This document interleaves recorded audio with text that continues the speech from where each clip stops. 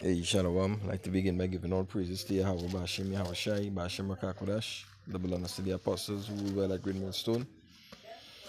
Right, double honors to, peace and blessing to you, brothers that push this word in sincerity and in truth. Right? You know, and their video through the spirit, I just say, I'm gonna look up this word and then, all right, sorry, let me just, sorry about that.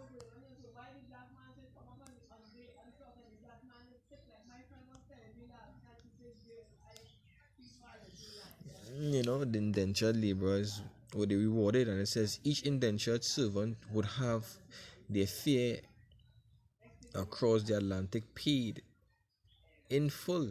You hear that? Paid in full by their masters, by their master. A contract was written that stipulated the length of service, typically 5 years. Upon completion of the contract, the servant would receive freedom dues, a pre-arrangement termination bonus, right? So indentured laborers, um the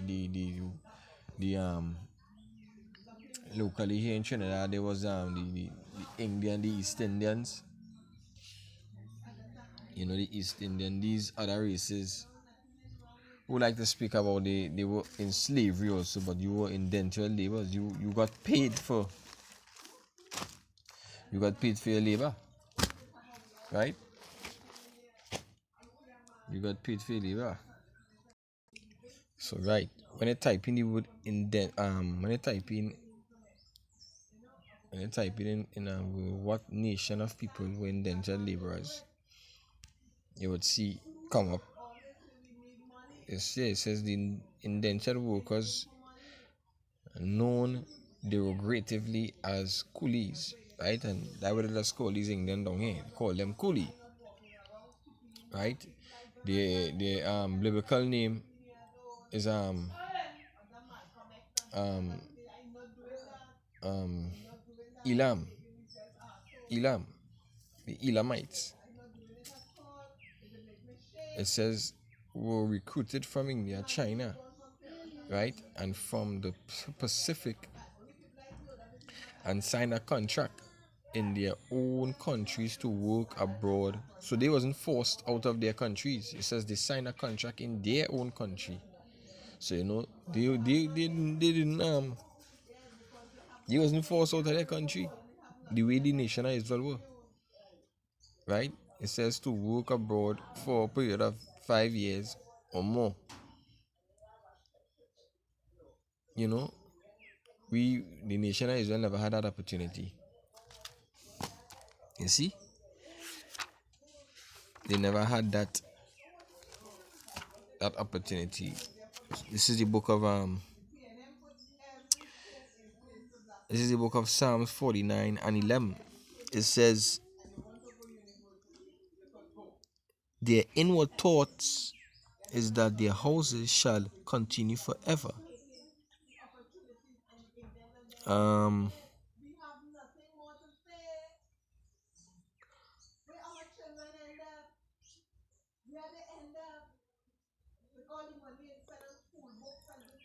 this is not actually the precept I'm looking for. My mind stray. Select. They not the precept I'm looking for, nah?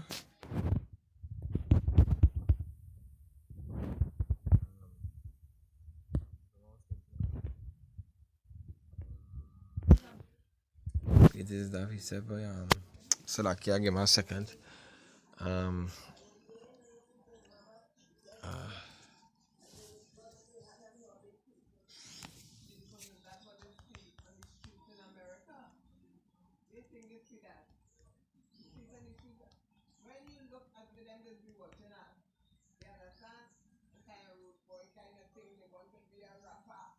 Right, yeah, this is it.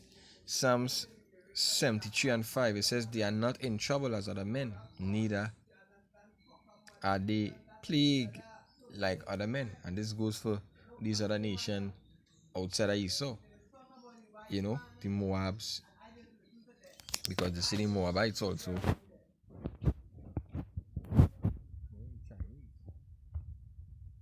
Indian, Pacific, from the Pacific, right? So these these people they weren't in trouble. They're still not in trouble. Look, Trinidad have a street called um Chinatown. They have a street called Chinatown. They have a whole street named Chinatown. But here now, in the book of Baruch, a matter of fact, in the book of Isaiah,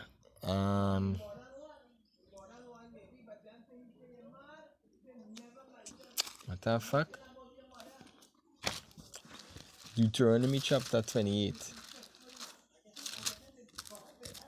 Deuteronomy chapter 28, right?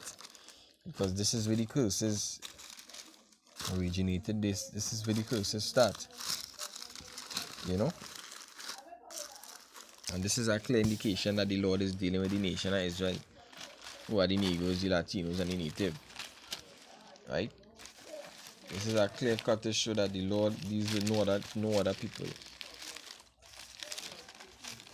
You see? 1 second.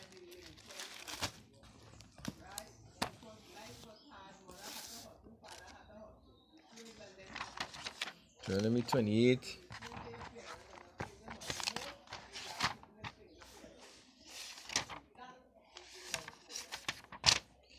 The book of Deuteronomy chapter 28 and verse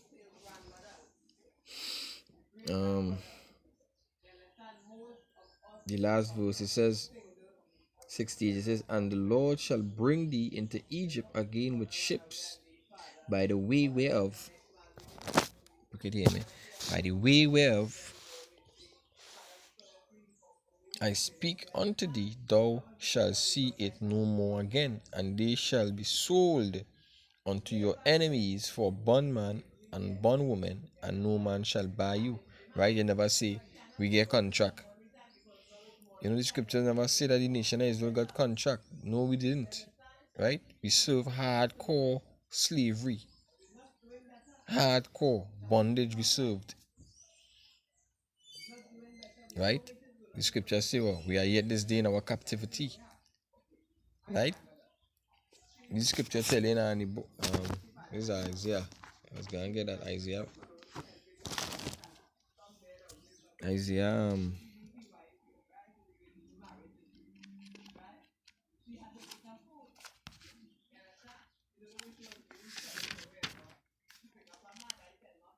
Isaiah 14 and scripture call it what? Isaiah 14 and is that right? 3. Isaiah 14 and 3 says, "It shall come to pass in that day that Yahweh shall give thee rest from thy sorrow and from the fear and from the hard bondage wherein thou hast made to serve." Right? So we serve hard bondage in this place. It wasn't easy. We're serving hard bondage right now. It ain't easy for the nation of Israel when you under these curses. When you under these curses, it ain't easy.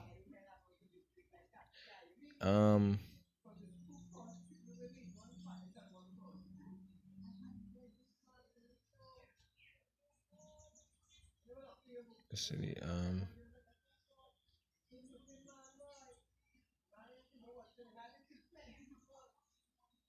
these are this is the song. Give me a second, yeah.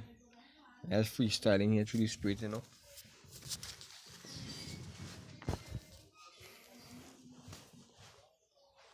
So,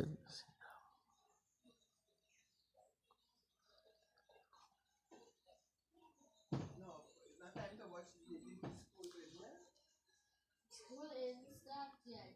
I will show you. See? The class isn't start yet. Right. This is Isaiah 51, and I could start from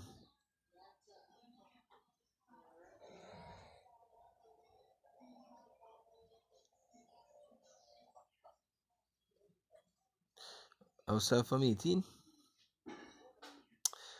I'll start from 17. It says, "Awake, awake, stand up, O Jerusalem, which has drunk at the hands of Yahweh the cup of his fury." That fury speaks about these curses. It goes back to our slavery also. Right? It says, "Thou hast drunken the dregs of the cup, trembling and wrung them out." The dregs. Is it you wrung them out? It's like a shirt you're wringing out. You're trying to get the remnants, the dregs out tight. We get the full blunt of the curses. Our foreparents, and handing down to us. It says, "There is none to guide her among all the sons whom she had brought forth, neither is there any that taketh her by the hand of all the sons that she had brought up. These two things are coming to thee. Who shall be sorrow? Who shall be sorrow for her? Desolation and destruction, and the famine, and the sword. By whom shall I confirm thee? Thy sons have fainted, they lie in the head of all the streets, and the wild bull in the net. This speaking about bondage, just speaking about this and speaking about goodness. It says they are full of fury of Yahweh and rebuke of God. Therefore hear now this, thou afflicted and drunken, but not with wine. Thus saith Yahweh, thy power that plead the cause of his people. Behold, I have taken out thine hands the cup of trembling, even the dregs of the cup of fury. Thou shalt no more drink it again. Right? So that coming that time where we ain't gonna be under this lifestyle we live in, right? So this is a clear indication to show that we still under these curses, but the curses is slowly being lifted up. But I will put into the hands of them that afflict thee, right? Which is who? These Chinese, these Indian, the Chinese, Esau, and these other nations, right? I'm gonna see something here. And it says, "But I will put into the land of them that afflict thee, which have said to thy soul, Bow down, that we may go over, and thou hast laid the body as the ground, and as the streets to them that went over." So no more will we be in that bondage. Let's type in something. What nation of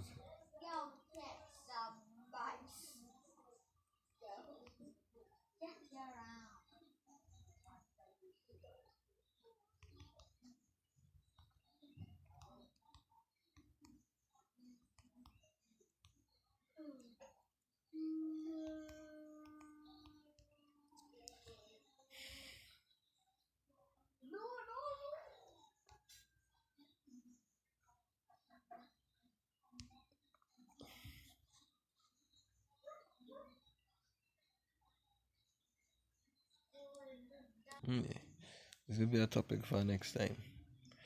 You know. See if I could get one last scripture come to mind.